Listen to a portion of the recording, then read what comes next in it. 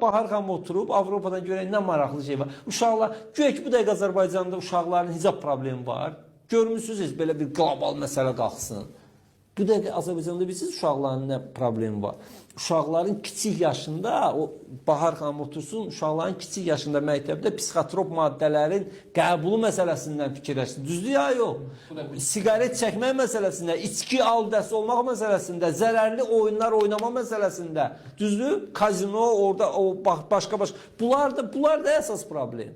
Yoxsa, tutaq ki, kimsə qızını məcbur edib başını bağlamağa. 18 yaşdan sonra qız vətəndaş, sərbəst vətəndaşdır da, düzdür? Onu kimsə məcbur edə bilər başını bağlamağa. Qanunla qadağan nəysə, hətta 18 yaşına qədər belə qadağandır. Heydər bəy, izah edə bilim nə demək istəyirəm. Sadəcə olaraq bunlar fitnə fəsad, gələcək üçün fitnə fəsad salınmasının təməlidir. Olsun da mənim üçün nə fərqi var? Yaxşı adam istəyir baş açıq olsun, yaxşıdır, istəyir baş bağlı olsun, yaxşı.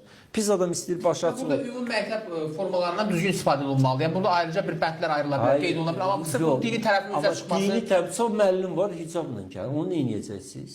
Deyəcəksiniz ki, müəllim forması, onu da soyundur. Niyə? Mən də deyirəm ki, başı bağlı olanda daha yaxşı olur. Məsəl üçün deyək, diqqət yəni, məsəl üçün. Onun nə adiyyatı var? Düzdür ya yox? Yəni, bilirsiniz, Heydər bəy, bu məsələlərdə təəssüf ki, populizm, söz xətinlər, biz peşən işi bilməyənlər, filənlər, bu dərinliyi bilməyənlər, Azərbaycanda heç vaxt elə bir problem olmayıb. Görmüsünüz siz elə bir problem var. Bizim başı bağlı qonşumuzda olub, başı açıq. Nə dəxili var bunun? Nə adiyyatı var bunun? Axı bu problem deyil. Siz niyə qaşınmayan yerdən qan çıxardırsınız?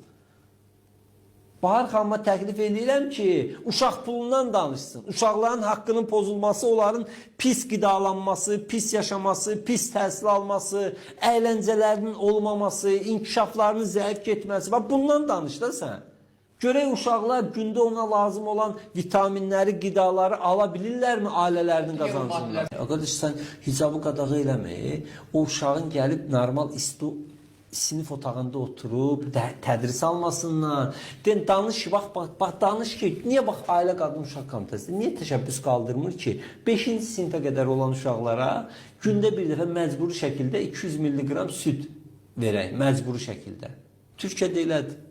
3-cü sinifə qədər bütün uşaqlara süd içirdirlər saat 12-də filan da şeydə gəlir paketdə. Süd qəbul edin, kalsium artır, qidalan. Bundan danış da. Məktəblərdə minimal belə deyək, qidalanmanın təmin olunması filan, az təminatlı ailələrdə uşaqların müdafiəsi üçün bir paket hazırlanması. Hansımızın nənəmizin başında çadıra yox idi. Hani desinlər indi. Yəni bu məsələlər bilirsiniz, dövlətdən, dövlət idarəçiliyindən vizyonu olmayan insanlar vəzifə başında oturub belə şeylərlə.